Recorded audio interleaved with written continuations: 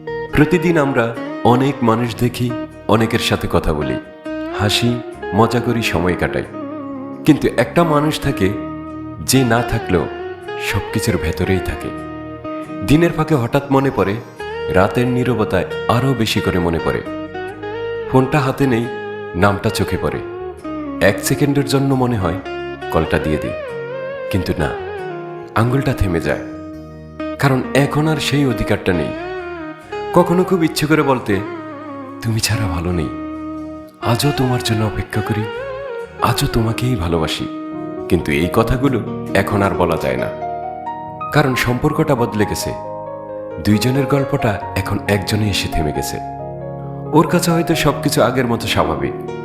নতুন মানুষ, নতুন গল্প, নতুন ব্যস্ততা। আর আমি এখনো আটকে আছি সেই পুরনো অনুভূতিতে, যেখানে একটা মেসেজ আসলে হাসি ফুটে উঠত, একটা কলে সব অভিমান শেষ হয়ে যেত। এখন আর কিছুই আসে না, না কোনো মেসেজ, না কোনো খোঁজ। তবুও প্রতিটা নোটিফিকেশনে মনে হয় হয়তো এবার সে। কিন্তু না, এটা শুধু একটা ভুল আশা। রাত যত গভীর হয় তত বেশি মনে পড়ে। চারপাশে সবাই ঘুমিয়ে পড়ে, কিন্তু মনটা জেগে থাকে শুধু তার জন্য। কখনো কখনো মনে হয় সে যদি একবার জানতে পারত, তার একটা কেমন আছো আমার পুরো দিনটা বদলে দিতে পারে। তার একটা ছোট্ট খোঁজ আমার হাজারটা কষ্ট ভুলিয়ে দিতে পারে। কিন্তু সে জানে না, জানতে চায়ও না, আর আমি বলতে পারি না, কারণ এখন তার জীবনে আমার জন্য আর কোনো জায়গা নেই। এই না পারাটাই সবচেয়ে কষ্টের। ভালোবাসি কিন্তু বলতে পারি না, অপেক্ষা করি কিন্তু জানাতে পারি না, মনে পড়ে কিন্তু প্রকাশ করতে পারি না।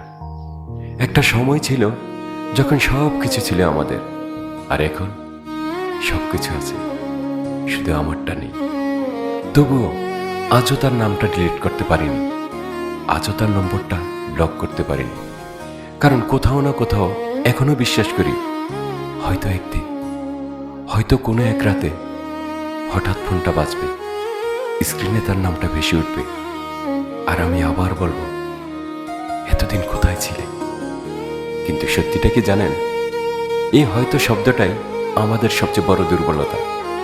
আমরা জানি সে আর ফিরবে না, তবুও অপেক্ষা করি। আমরা জানি সে আর ভালোবাসে না, তবুও ভালোবাসি। এই একতরফা ভালোবাসা, যেখানে অনুভূতি থাকে কিন্তু মানুষটা থাকে না।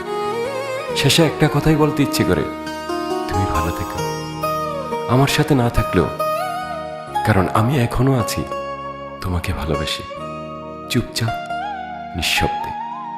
আর হয়তো সারা জীবনই থাকবো তোমাকে মনে রেখে, তোমাকে ছাড়া।